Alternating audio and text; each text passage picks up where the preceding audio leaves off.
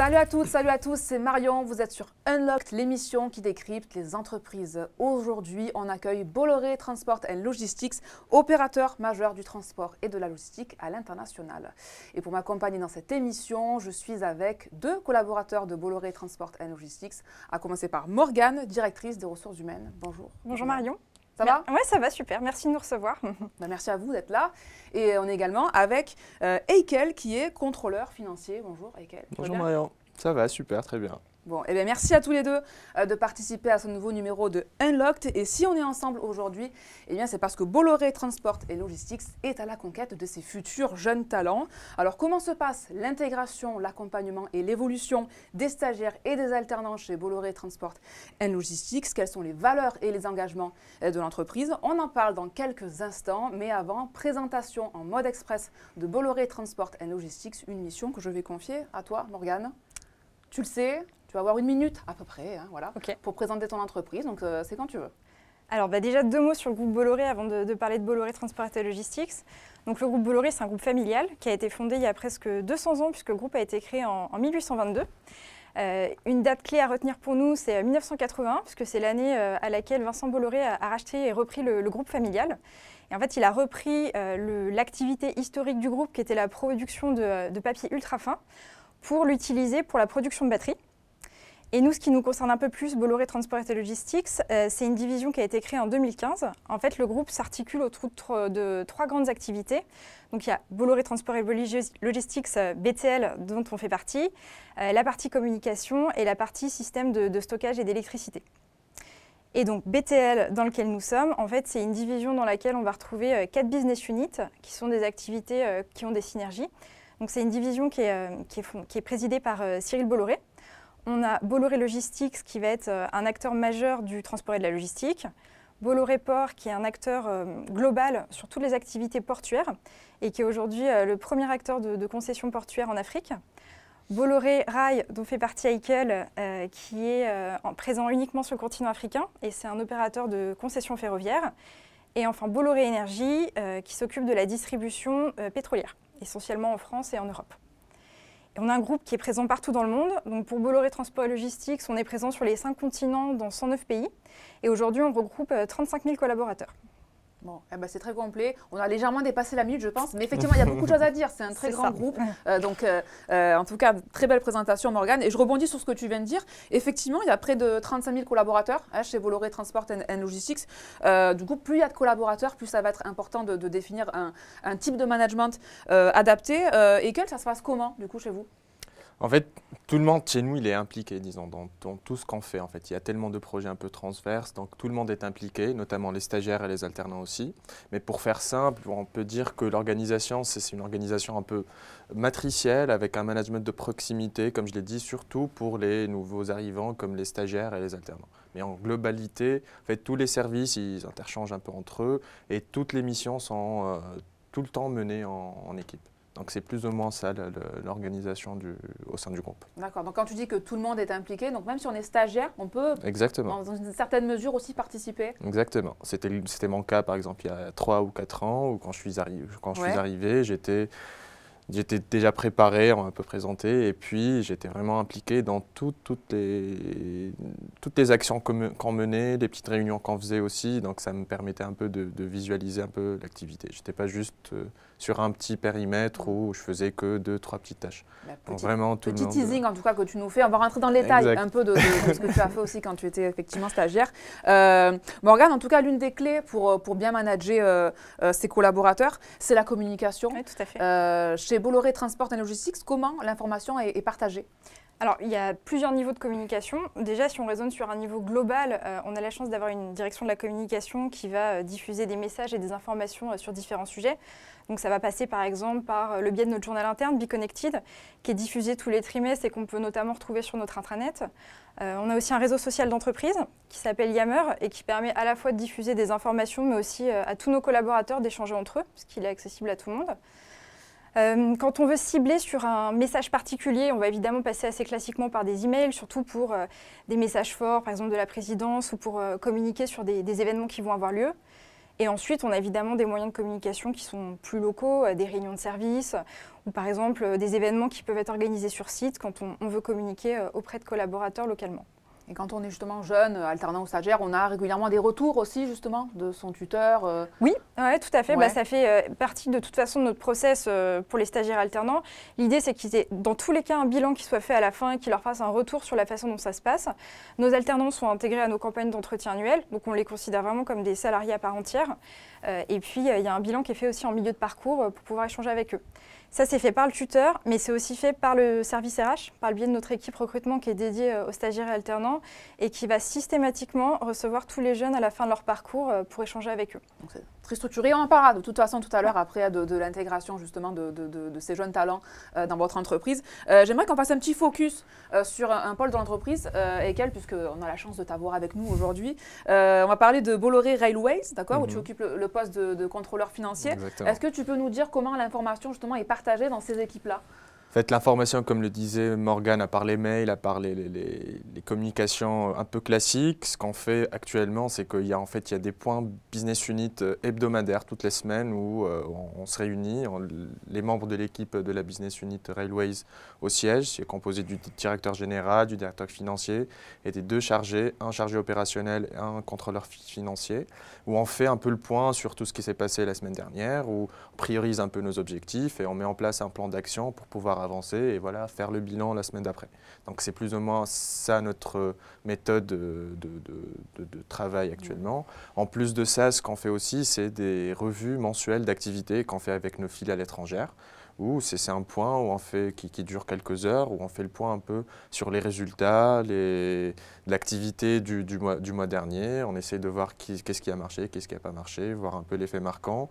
Et comme c'est toujours dans la même démarche, c'est toujours de fixer des objectifs, mettre un plan d'action et essayer d'atteindre ce qu'on a fixé. Et du coup, je suppose, mais c'est assez évident, il vaut mieux parler anglais chez vous? Ne Alors, serait-ce que, en tout cas, du côté d'Ekel, puisque tu es en contact avec plutôt des... Je suis en contact avec des filiales étrangères, mais principalement des filiales francophones qui sont un peu basées au Cameroun et en Côte d'Ivoire. Donc la langue utilisée, c'est le français, mais on utilise aussi l'anglais pour parler avec les achats, pour parler un peu... Ça dépend des sujets, mais voilà, on utilise plus souvent le français pour discuter directement avec nos filiales, mais on a aussi recours parfois à parler en anglais. Okay. Mais ça reste en plus. Voilà, tu voulais compléter, ça reste évidemment, ça reste un plus parce que c'est vrai que même si on n'en a pas besoin tout de suite en phase d'intégration, clairement dans le cadre d'un développement de carrière, particulièrement pour ceux qui souhaiteraient une mobilité à terme, c'est un plus. On le sait, à l'anglais, c'est toujours un avantage. Alors Morgane, je rappelle que tu es directrice RH chez Bolloré Transport & Logistics.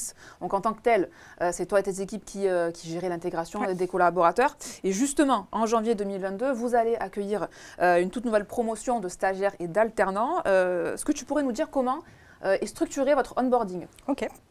Avant même l'onboarding, en fait, on a mis en place un process de pré-boarding maintenant. Donc pour ça, on fait intervenir évidemment mon équipe, les ressources humaines, mais aussi les managers pour qu'ils soient vraiment partie intégrante de l'accueil du jeune qu'ils vont avoir dans leur équipe. Bon, il y a tous les aspects logistiques, type matériel, badge, etc., qui sont gérés, mais on essaie aussi de les responsabiliser sur l'accueil le premier jour, qui est la première image qu'on va donner de l'entreprise et qui est très importante. Le premier jour, du coup, ils sont reçus par leur manager et puis par une personne de l'équipe RH qui fait un point avec eux sur tous les aspects pratiques et puis les aspects administratifs. Et ensuite, on a plusieurs temps qui vont venir séquencer leur expérience chez nous. Donc, la semaine de leur arrivée, ils sont vus aussi par l'équipe recrutement qui leur remet un welcome pack, donc un petit cadeau qu'on fait à tous nos nouveaux arrivants. On a mis en place plusieurs événements. Donc, on fait par exemple un petit déjeuner d'accueil pour les stagiaires alternants. On leur représente l'entreprise, une présentation un petit peu générale, comme je viens de faire, mais plus détaillée. Et puis, c'est aussi l'occasion de faire un petit déj un peu informel entre tous les jeunes qu'on a reçus et leurs tuteurs. On a un autre événement qui est la Bitrainee, qu'on a mis en place il y a quelques années pour tous les stagiaires alternants du siège et qui plaît bien. En fait, c'est un business game qu'aujourd'hui on a digitalisé à cause du Covid, mais qu'avant on faisait en présentiel. Ça s'articule autour de nos activités. Il y a des énigmes et des jeux à résoudre en équipe. En plus de ça, ce qu'on a mis en place, c'est des témoignages de collaborateurs qui vont venir présenter leur activité, le métier qu'ils exercent. Et puis, on a aussi mis quelques conférences thématiques en place. Donc, en fait, maintenant, c'est vraiment aux jeunes de choisir le parcours qu'ils veulent faire et quelle conférence ils veulent suivre. D'accord, mais c'est-à-dire quel est le parcours qu'ils veulent faire En termes d'infos, de vidéos, de présentations, vu qu'on a digitalisé une grosse partie de ces présentations, ils peuvent choisir à quelle session ils veulent se connecter pour avoir les informations. Bon, un onboarding très complet, très structuré de votre côté, c'est super. Eikel, je vais revenir vers toi, pardon, je vais y arriver. Avant de devenir un collaborateur à part entière de Bolloré Transport & Logistics, tu l'as dit tout à l'heure, tu as démarré ton expérience dans l'entreprise sur un stage de césure. Exactement. Quel souvenir tu gardes de ce stage et surtout quelle expérience tu en as gardé? Le premier truc qui m'a vraiment marqué, qui m'a touché, c'est vraiment le côté relationnel, humain, où je me suis vraiment, dès le premier jour, comme avec le process que vient d'expliquer Morgane, où on arrive, toutes les idées sont claires, on sait très bien où est-ce qu'on est, où est-ce qu'on se situe, dans l'entreprise et dans son service plus exactement. J'étais bien accueilli, très mis à l'aise dès le premier jour, où, comme je l'ai expliqué un tout petit peu tout à l'heure, où je participais un peu à tout. Où quand j'avais des questions, j'allais poser mes questions à ma tutrice principalement et aux autres collaborateurs aussi, pour essayer d'apprendre, voir ce qu'ils font. Donc c'était ça vraiment le côté le plus... disons, qui m'a touché et qui m'a marqué le plus, c'est cette partie humaine.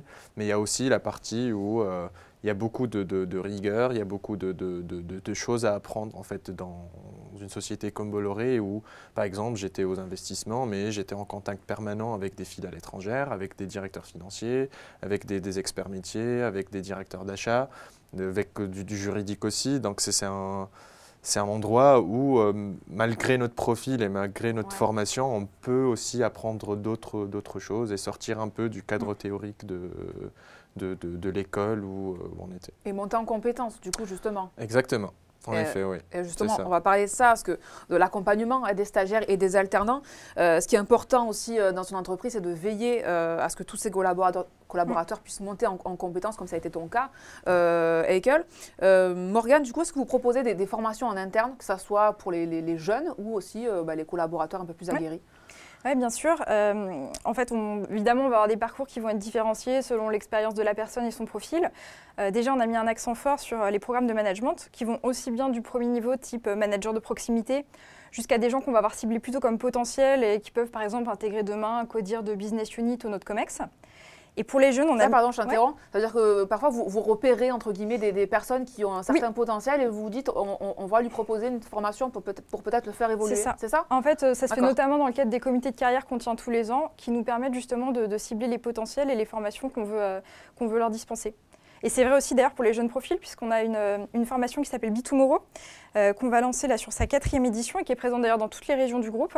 En fait, c'est un business game qui se fait en équipe, donc qui est pour le coup différent de la Bitraining. Vous aimez bien les business games? Oui, on aime bien les business games. On aime bien le côté entrepreneuriat, on a le côté prise de risque, donc c'est la bonne occasion de démontrer ces qualités-là. Bon là, c'est plus structuré, hein, ça se fait sur une période plus longue, et surtout ce qui est important, c'est qu'à la fin, en fait, il y a une présentation qui est faite devant un jury, qui est composé de directeurs de service, mais aussi peut-être de membres de nos codires de BU ou de membres du COMEX. Donc ça permet à ces jeunes qu'on a identifiés d'avoir une certaine exposition. Puis en interne, on a une grande chance. On a un organisme de formation interne qui est Bolloré University et qui va permettre de dispenser des formations sur nos métiers que sont le transport, le portuaire, mais aussi sur des compétences plus transversales. Ça peut être du développement personnel ou de l'accompagnement professionnel pour nos collaborateurs. Alors, avant de s'engager dans une entreprise, aujourd'hui, c'est vrai que les professionnels de demain vont de plus en plus prêter attention aussi aux différents avantages, forcément, qu'une entreprise peut leur offrir. Chez Bolloré Transport & Logistics, est-ce que vous avez une politique ou des mesures pour récompenser les salariés ou en tout cas favoriser leur bien-être ? Je pense qu'on peut dire que oui. Alors après, il y a des petites différences parce qu'en fait, Bolloré Transport & Logistics, ça regroupe plusieurs sociétés. Le socle commun, c'est quand même qu'on a une attention qui est portée sur la partie qualité de vie au travail et ça se manifeste notamment au travers d'accords qui sont signés.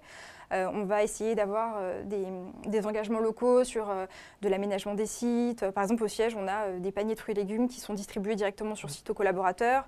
On a des gros sites en France où il y a des conciergeries qui ont été mises en place. Et puis, ça va passer aussi par des choses sur la rémunération, évidemment. On a une politique d'épargne salariale qui est assez dynamique, qui permet d'intéresser les salariés aux résultats de l'entreprise avec de l'abondement derrière.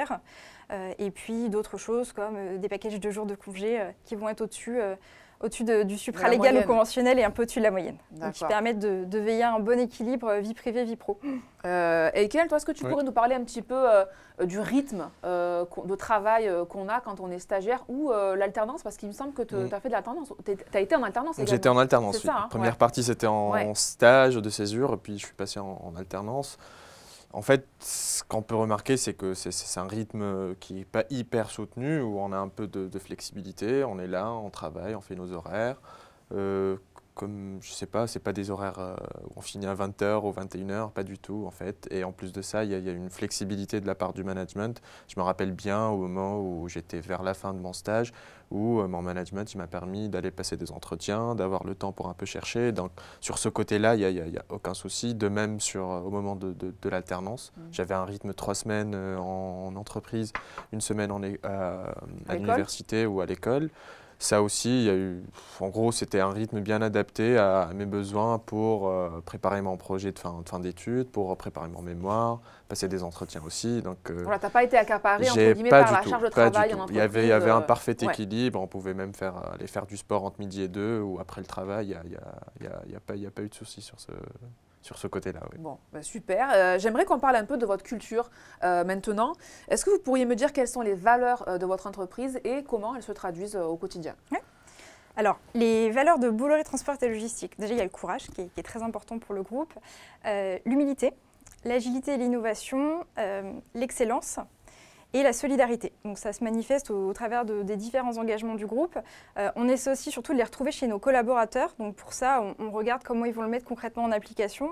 Et cette année, on a une petite nouveauté sur le sujet, c'est qu'on les a inclus dans le process d'entretien annuel. Du coup, on attend vraiment de nos managers et de nos collaborateurs qu'ils le prennent en compte et qu'ils puissent les évaluer dans leur quotidien pour voir comment ils les mettent en application. Donc tout le monde est censé connaître du coup les valeurs de l'entreprise. Tout à fait. Ok. Et en entretien, pas annuel pour le coup, mais de recrutement, c'est quelque chose que vous allez regarder aussi? Si les personnes fit avec ces valeurs-là? Oui. Ouais. Alors, on ne va pas forcément les interroger sur une liste à l'après-vert, mais en tout cas, quand on va les interroger plus sur leur personnalité et ce qui est important pour eux, c'est des choses qu'on va prendre en compte. Et toi, Eikel, du coup, est-ce que tu t'es reconnu dans ces valeurs-là? C'est ce qui t'a donné envie de poursuivre justement ta carrière chez Bolloré Transport et Logistics également? Exactement, oui. En fait, je partageais un peu les mêmes valeurs de Bolloré Transport et Logistics. Je voyais ça, par exemple, pour le courage, je voyais ça dans les projets ambitieux dans lesquels le groupe il investissait, il entrait dans un secteur qui n'est pas facile, où tu as plusieurs types d'activités, plusieurs parties prenantes. Il y a aussi l'agilité et l'innovation. On voit pas mal, en fait, où on essaye tout le temps et sans arrêt de s'adapter, adapter nos outils déjà sur lesquels on travaille, adapter nos méthodes de management aussi, et surtout la solidarité. Je te parle déjà par rapport à nos filiales à l'étranger, en plus de même la solidarité que je la sens au sein du groupe, où, comme je l'ai dit tout à l'heure, vu qu'on est toujours on est un peu interconnectés, où on échange un peu pas mal d'informations, où on dépend l'un de l'autre. C'est ce côté-là que j'ai aimé, où tout le monde est solidaire, tout le monde… Et de l'entraide. Voilà, il y a beaucoup d'entraide, où on essaie un peu de faciliter la tâche de l'un de l'autre. Alors au-delà des valeurs, les professionnels de demain s'attendent de plus en plus de la part des entreprises à ce qu'elles s'engagent sur des sujets forts de la société. Bolloré Transport and Logistics, forcément de par son secteur, a une image un petit peu masculine. Du coup, est-ce que vous avez mis en place des actions pour je dirais, favoriser la parité homme-femme? Ouais, c'est un fort engagement au sein de Bolloré Transport and Logistics parce que, comme tu le dis, on est dans un secteur où, en moyenne, on a 20% de femmes pour 80% d'hommes. Déjà, chez nous, on est à 30% de femmes à travers le monde, donc on est un peu au-dessus de la moyenne, ce qui est un plus. Au sein de notre management, c'est 32% de femmes, donc là, on fait même mieux que la moyenne, c'est plutôt une bonne nouvelle. Et il y a des régions sur lesquelles on est à quasi-parité, c'est notamment le cas en Asie-Pacifique. En fait, au-delà de ça, pour avancer plus concrètement, on a à cœur de féminiser des métiers qui ont une image masculine. Ça a par exemple le cas d'un conducteur de grue ou d'un manutentionnaire cariste. Donc là, c'est vraiment à compétences égales de promouvoir les femmes sur ces métiers-là. Et puis, on essaie aussi de les accompagner davantage dans nos programmes de management pour les promouvoir sur des fonctions à responsabilité.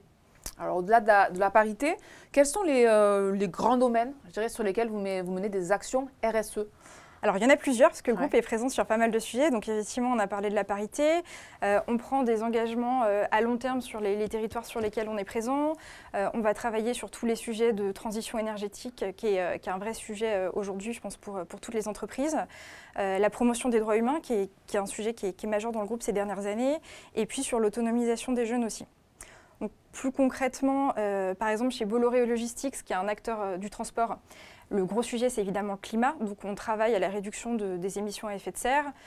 Sur le portuaire, on a mis en place un label qui est pionnier, qu'on a créé, qui est le Green Terminal. Et en fait, ça nous oblige surtout, avant tout nouveau projet, à mesurer les impacts environnementaux et à faire des études pour prendre en compte cet aspect environnemental. Et globalement, le groupe est très investi sur le sujet, puisqu'il y a 20 millions d'euros qui ont été investis en recherche et développement sur la partie transition énergétique. Alors ça, c'est les engagements de l'entreprise. Mais du coup, comment vous faites pour sensibiliser vos collègues, les collaborateurs sur ces enjeux avec elles? Il y a pas mal d'événements qui sont organisés. Je prends l'exemple du Marathon Day qui a été organisé il y a pas longtemps, où tous les collaborateurs au monde entier, dans tous les pays dans lesquels le groupe est implanté, c'est un événement où tout le monde marche ou court, ou même il peut faire du bénévolat aussi pour l'organisation de cet événement-là. Et tous les fonds qui ont été générés, collectés, sont versés pour le compte d'associations et de comment dirais-je, de partenaires. De partenaires, voilà, exactement, partenaires sociaux pour aider un peu. Sur des causes qui tiennent au groupe. Exactement, exactement. Il y a aussi le programme Earth Talent. En fait, c'est un programme qui est soutenu par le groupe, qui permet un peu de favoriser et, par exemple, ouvrir des domaines comme l'éducation aux jeunes qui sont dans des endroits un peu défavorables dans les pays dans lesquels on travaille. Il y a aussi des participations, des soutiens logistiques et financiers pour certains SOS Villages. Il y a aussi des centres de formation qui ont été ouverts pour les jeunes qui sont en insertion professionnelle. C'est ce genre de domaine et ce genre de travaux sur lesquels le groupe il travaille et essaye de faire la promotion de cet aspect-là. Ces enjeux, oui. Exactement. Et comment vous faites pour mesurer, comment vous évaluez l'impact de vos actions? Alors déjà, on a une direction RSE Group on a la chance d'avoir une direction RSE Group qui va mesurer tous les ans ces impacts. Par exemple, sur tous les sujets environnementaux, ils vont chaque année mesurer concrètement ce que les business units ont produit en termes de déchets, de dépenses énergétiques, et puis du coup regarder quelles sont nos consommations. Et là, il y a un rapport qui est fait et qui est ensuite diffusé sur le site du groupe. Sur le Bolloré Logistics, cette année, on a eu une récompense qui est la médaille Platinum d'EcoVadis, et qui du coup est venue nous récompenser sur ce qu'on a fait en termes d'action environnementale. D'accord. Et on est plutôt bien situé, parce qu'on fait partie du 1% des entreprises les mieux notées sur ces sujets-là. Et globalement, en fait, on essaye de formaliser un peu ces actions au travers de chartes. On a par exemple signé une charte sur les droits humains, qui est un sujet dont je parlais tout à l'heure, et on a formé nos collaborateurs dessus. On a un code de conduite qui est dispensé à l'ensemble des collaborateurs. Et puis on a différentes formations, notamment au travers de e-learning, puisque ça permet de cibler beaucoup de gens d'un coup, qui sont dispensés sur les sujets de la diversité, de la bonne conduite des affaires auprès des collaborateurs. Bon, j'espère que tout ça a donné envie à ceux qui nous regardent de rejoindre le groupe. On espère. Bolloré Transport et Logistique. Et justement, si on a envie de vous rejoindre, comment on fait, Morgane? Alors, pour les stages et alternants, évidemment, la page de Job Teaser, c'est le premier canal d'entrée puisqu'on y diffuse toutes nos annonces. Et pour ceux qui souhaiteraient nous rejoindre au travers de VIE, s'ils souhaitent partir à l'étranger ou de CDI en France, toutes les annonces sont diffusées sur le site carrière de notre groupe. Bon, parfait. Merci beaucoup à tous les deux d'avoir répondu avec enthousiasme et expertise à toutes ces questions. J'espère que vous avez passé un bon moment. Très bon moment. Bon, parfait. J'espère également que c'était le cas pour ceux qui nous ont suivis jusqu'au bout. Quant à moi, je vous retrouve très vite pour de nouveaux épisodes Unlocked. À bientôt.